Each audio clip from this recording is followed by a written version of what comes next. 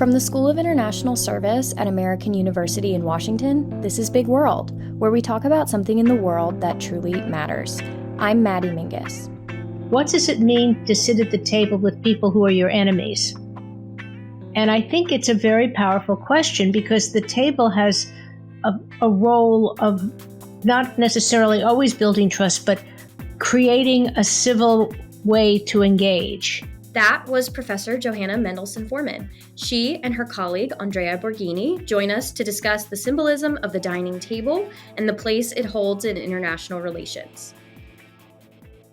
Now, you might be thinking, what does food have to do with politics and international relations? It turns out, a lot. Eating food is a universal experience that can take on many forms in many cultures. Where we eat, what we eat, and who we dine with all have applications and implications in international affairs. Today, we're having a dinner table style conversation as we discuss the symbolism of the dining table and how food can be a tool for peace. I'm Maddie Mingus, and I'm joined by Johanna Mendelson Forman and Andrea Borghini. Johanna is a professor here at the School of International Service. She is the creator of Conflict Cuisine, which is an interdisciplinary course about the role of food and conflict that she teaches at SIS. She also researches gastrodiplomacy and social gastronomy, and she is a distinguished fellow at the Stimson Center. Andrea is a professor at the University of Milan. His work is grounded in food philosophy, and he develops theoretical tools and models to rethink culinary cultures and how we approach food and eating. Thank you, Johanna and Andrea, for joining me on Big World. Thanks, Maddie. Thank you. Our pleasure. I thought maybe a great place for us to start in this episode would be discussing the concept of the dining table. What can the dining table symbolize, and what role does it play in politics and trust building?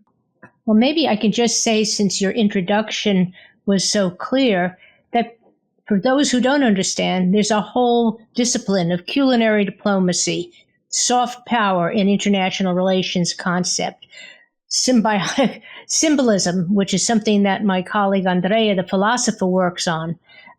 What do these things mean? So in addition to just eating at a table, there are many ways in which the table has many functions.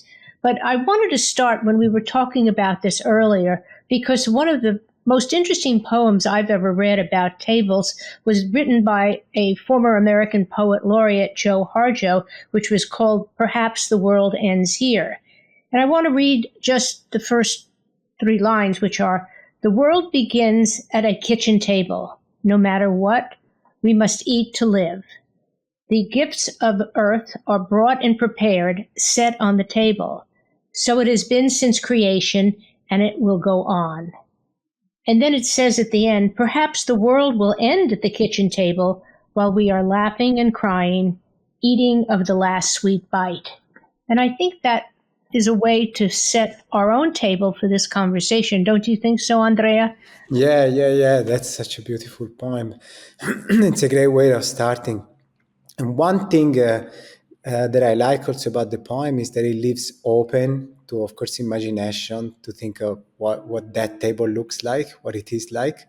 And of course, if we go into the homes, even of people in DC, today, we will find probably lots of different tables, right? So sometimes when we think of sharing a table, we might take for granted this tool, but instead, tables, also in the history, our colleagues, precisely in history, in anthropology, and so on and so forth, they teach us that tables have taken lots of different shapes and heights, and of course, in some cultures, you don't sit exactly at the table, but you sit around, for example, a plate, a very large plate where we share food. So the table here, as you said, Johanna, is a symbol for something that means really coming together through the food. And you mentioned, of course, the importance of the power of food, which is a soft power in this case of bringing people together, and that's what we wanted to talk about. Right? So all these different ways of coming together that are allowed by having something in between us, but also that connects us. And I think maybe we can, in another topic that we also discussed, and Johanna, with respect to this, another text that is quite nice in this respect, conveying this concept, is the book by Adam Gopnik that precisely talks about tables, right? Right. There are many books, if you go into both literature and history, that examine the table as a literary phenomena, as a sociological phenomena. And we missed one thing, Andrea, that the floor can also be a table. There are many cultures that don't have what we have as wooden tables. They spread a cloth on the floor and they have their feast that way. This is very common in countries like Afghanistan and India, in parts of the Middle East, where the table is really a concept. And if we're going to sit around something, we obviously want to trust the people we're sitting with. And I think that's a big part of what the table means, is that when you share something like food, you're not only trying to enjoy a meal because everybody has to eat, but you're trying to build some kind of a community. Yeah. In that respect, I remember recently I just published a book that is on the spaces where we eat, and we didn't want to make it only about tables, but it was about their political value ultimately, starting from the objects, precisely like tables, or what philosophers call it the ontology, the tools, the entities that really constitute the space that we come to share with others when we dine. And in chapter 2 of that book, precisely, one book that came very close to say some of the things we were saying is this book also by Flaman called Table Talk, Building Democracy One Meal at a Time, which precisely looks at how this is in the US context. Like you can build ideas that could be also ideas of respecting each other's opinions and coming to to see the insights of other people that might have opinions that precisely might be distant from yours around food, around the meal. But precisely one of the shortcomings we found in that perspective was that it was taking the table literally as an item, right? And instead, in many cases, in many cultures, you don't actually have a table as an object. And then, of course, sometimes tables can be round and they allow for a certain kind of equality, and in other cases, they are rectangular, long, high, where only some people can reach the height of the table, or they can be instead low to accommodate, I don't know, children or other kinds Right. And I think what's interesting about the table as a proxy for power is that the whole area of culinary diplomacy, using food as a tool to persuade or to cajole, is a relatively modern phenomena, but yet eating is a very ancient phenomena. You really have to understand how it was used. For example, when the Romans conquered a place, they often offered a feast after the conquest because that was a way of getting their surviving enemies, or at least in the leadership, to become part of their ruling class. Not always, but then in the 18th century, the French, and the 17th century as well, showed power by the food they put on the table. So these feasts that were 20-course feasts, which probably took days to prepare, and there are many descriptions in many pieces of literature about it, were a demonstration of how wealthy a country was, how much food they could put on the table. Or, as Andrea said, you didn't necessarily need a table to feed refugees or to feed people in camps. I mean, it was a symbol of what you could put on the ground to allow people to eat. So the table is a proxy for many things: identity, power, justice, that are something to consider. Yeah, I wanted to kind of build on that a little bit more, Johanna. I know I want to talk about these intersections where the dining table intersects with these major issues. I know you were kind of talking about these kind of power dynamics, but I'm curious if we could talk more about, intersections of identity and social justice that also happen at the dining table. Adam Gopnik, in his book about the French table, I mean, it's a history really of dining in France, is that one of the things he mentions at the end of his book is that he discovers that this confidant that he's writing to is actually from a family who was very anti-Semitic. And he discovers this in a history. And then he goes into a history of very famous food critics who were actually collaborators with the Vichy government in France. And the question he raises, and Andrea, you're the philosopher, you have to answer this, is what does it mean to sit at the table with people who are your enemies? And I think it's a very powerful question because the table has a role of not necessarily always building trust, but creating a civil way to engage. And he brings up the British, who probably would be at wars if it not had this level of civility of dining together, even though a lot of the philosophers disagreed with theories. So I think that's something we should think about as well when you think about the table as a proxy. But Andrea, you're the philosopher, so I defer to you about what this all means. No, this brings to my mind two things. One is that one, it's about tables and power, and if you want social justice, different way of thinking about that. And then the other is about instead food, the power of food. The first is so about the tables.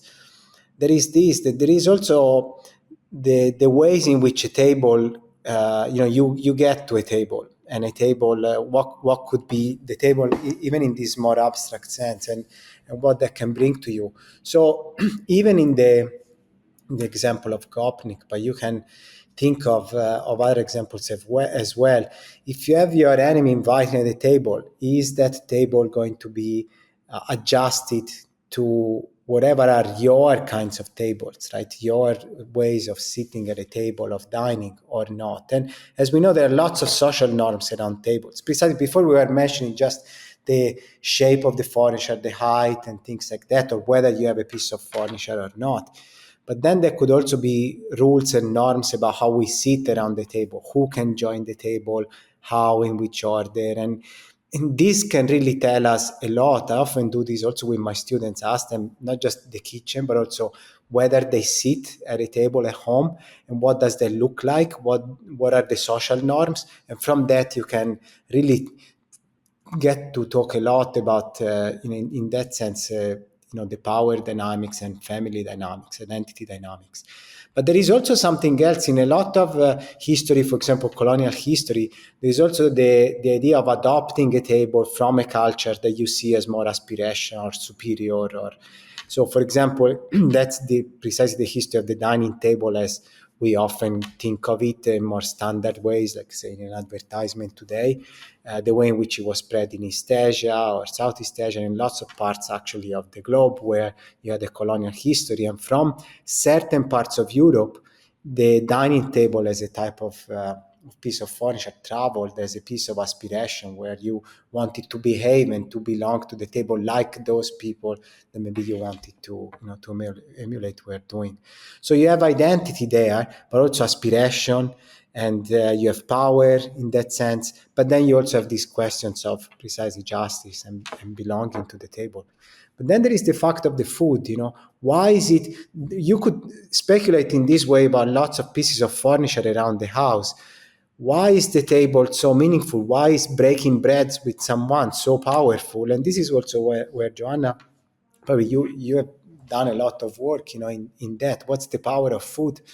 Because it's not just about the furniture or, what we have in the middle. No, of course not. And there is something about sharing a meal that builds trust. There's ample research in the psychological field that shows that people who actually dine together have a better result in resolving a dispute or resolving some differences than if you did it without a meal.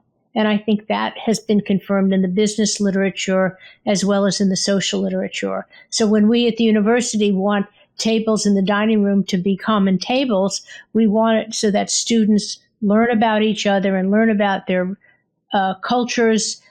It's interesting. The London School of Economics had a big problem in their dining rooms, and somebody wrote a paper about it because the foreign students wouldn't eat with the British students, and so they created dining clubs so that they would have opportunities to make food from other cultures and invite other students to join the table, because that's another question about what you eat at the table is very much a reflection of who you are and your culture. And it's a big shock not only to sit at the table, but to have food that is completely different than what you've been raised on. So that's another important cultural divide that can be bridged through the table. But there's also a study that Harvard Divinity School did, which I always like, which says today, in a world where religion has grown less important, or organized religion, dining together has become an important part of the social interaction of the millennials and even the Gen Xers, because it's a way of celebrating and having a community that is not necessarily religious but secular. Yeah, can I add something here? Something that comes to my mind. Also, it's a question almost I have even for medicine, because then today more and more in also in scholarship and in real life we find also this idea of digital dining, right? Instead, here we are of course talking about actually sharing the food, right? Is the food being the same? And I think there is something there, that is really rooted into our probably emotional and the aspect of trusting what it is that you're doing, the process, of dining together. Where if you dine together, you actually share the food.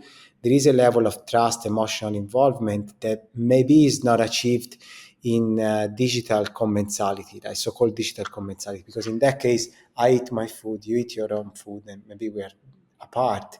And so the sharing component there is different. But I don't know. This is also a question that I have for you here, as we think about sharing something, and maybe Madison being also very acquainted with cultures, with groups of people more they're younger, more forward with respect to this kind of of experiences. If you have anything to share there, because it's a really important point. Could we build advanced, say, dialogue, democracy, peace, even with digital tables? That would be very easy, but would Well, it? Yeah. yeah, I think there is, in fact, a project. And you mentioned before we go on that the word commensality, we didn't bring it up, but Yeah. co means together, and mensality, mensa, means table. So it actually, the fancy anthropological term for coming together around a table, has its roots in the actual Latin table word.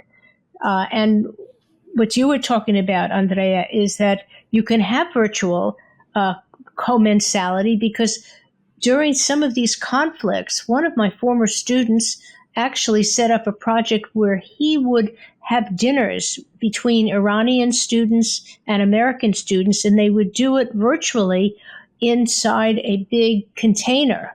So they have a container in Washington and a container in Tehran, and they would be eating their dinner and having a conversation. And I think the project still exists. They're doing it with refugees on Lesbos who've escaped from terrible conditions, with people around different countries. So even the idea of dining with different people virtually has gotten a lot of resonance in a world that's very conflictive or hostile, where you can't go and visit people face to face. Yeah, I find that really interesting too, because I just know growing up in the I generation, it's interesting because I feel like social media has also given to the rise of these like parasocial relationships where it's like you don't have a true connection with that person. It's almost like that idea of the digital dining table where it's like, oh, because I watched this person's life, I feel like I know them and I feel like I am connected to them. But when in reality, I'm really seeing you miss that connection part. When you're not sitting at a physical table, you think you know this person, you're seeing this very curated version of this person. You don't really know them. So I think it's interesting to kind of talk about, yeah, like the table really does serve as this place for real, genuine connection that can go a lot of different ways. And I think one of the things I wanted to touch on and ask both of you about too has to do with food. I know for me, imagining the dining table, I'm like imagining my mom's like Christmas table with all of the fixings, everything set out, or really any holiday table in my family. My mom really goes all out, and it's a place for us to gather. I want to talk about food specifically, how it functions as a proxy for different types of behavior, whether that's political, social, or economic behavior. Could we talk a little bit about that? Sure. Well, that's a subject of a whole other podcast, but we do know that food has become an important tool for teaching people skills in order to find employment. Food has been politicized so that, for example, in the Ukraine, which went to get a UNESCO World Heritage protection for borscht, was actually able to secure it as an emergency declaration by UNESCO, the United Nations Economic and Social Cultural Agency, because they claimed that the Ukrainians invented borscht and Russia didn't. That became a political fight. And it was a very powerful political fight because Russia always felt that they owned borscht. Who owns a food is very important. And that's what we call gastronationalism, when you have this very strong connection with a cuisine or a particular food, and then someone tries to take it from you. Another thing is also the relationship here between the space and the food as a symbol, right? So certain foods really symbolize for certain communities, like family or a holiday or friendship. There are lots of different meanings, right?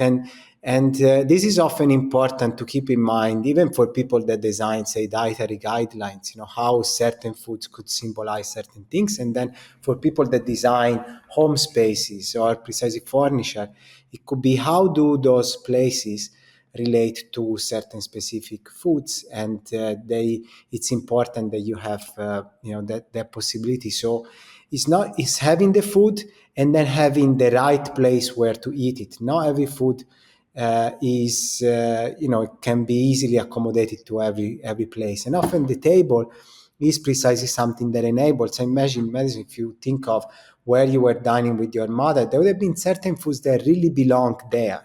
Maybe you don't want to eat those in a restaurant, not even as a street food or in a picnic. They belong there. And this is, I think, what is really powerful is that combination of the whole practice of sharing and the values that come with it are entangled between the space and the food, and then the practices, of course, the norms that having that table allows. In this respect, the idea of a table has been also used, I think, quite meaningfully in a number of cases, also by artists. Johanna knows this. We often talk about the use of food and sharing food and food experiences as form also of public art, or art has a value. So think of a very famous case here in the US is the Judy Chicago, this installation in the 70s, between I think 74 and 79. Food installations that were meant to bring together women to talk about all the issues of women in society at the time, and then talking about digital in a sense commensality or commensality at distance. You had also an artwork that was done, another performance that was done off of Judy Chicago's dinner party, which was like an international dinner party where basically seen simultaneously, like then the Live Aid concept that happened a few years later, but simultaneously a number of women dined together, even though at distance, right? And to symbolize like international solidarity between women around the table. So there you can think of, even you can analyze the menu and the foods and think of how here you have art, food, and place that come together to have a symbolic meaning that is quite powerful.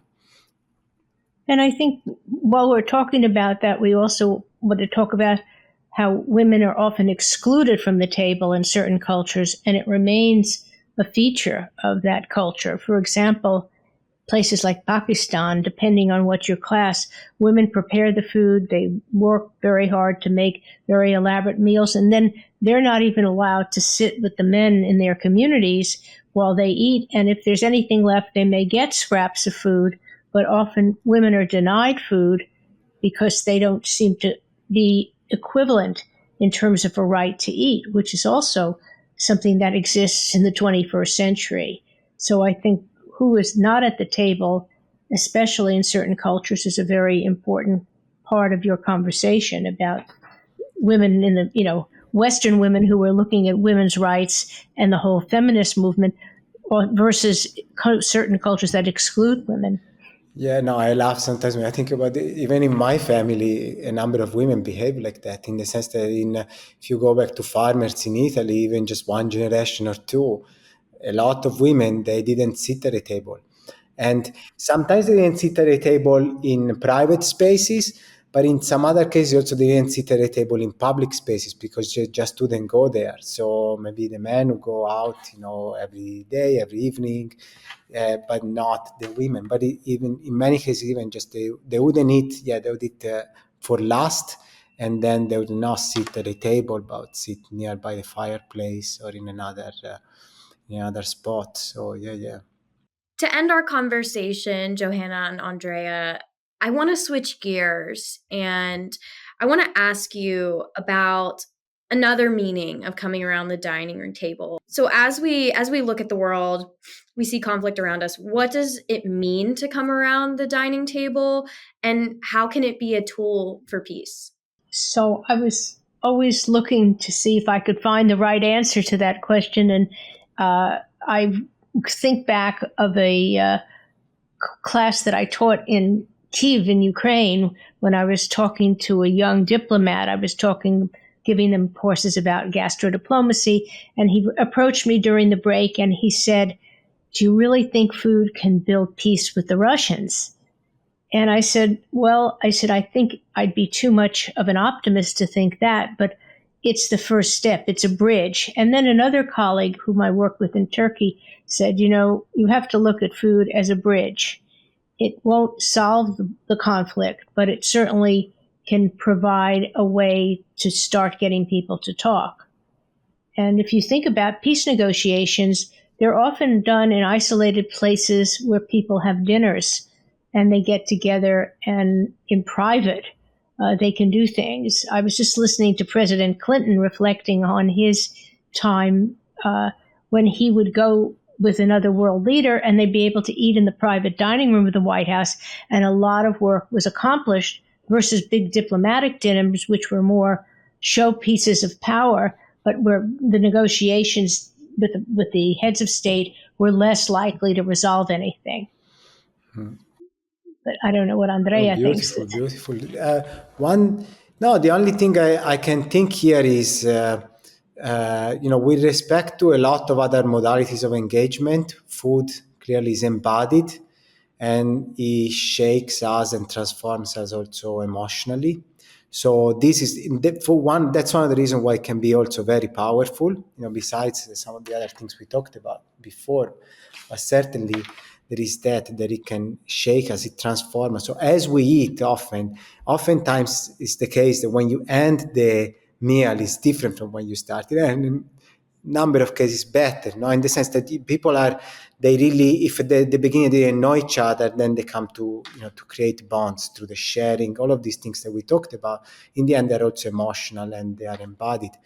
One thing, when I think about how can we really leverage on this type of knowledge and create the right kind of conversations, I I wouldn't turn maybe to philosophers, but I would turn more to artists in this sense. I think artists, starting from people in the culinary arts, that can really transform us through tasting something.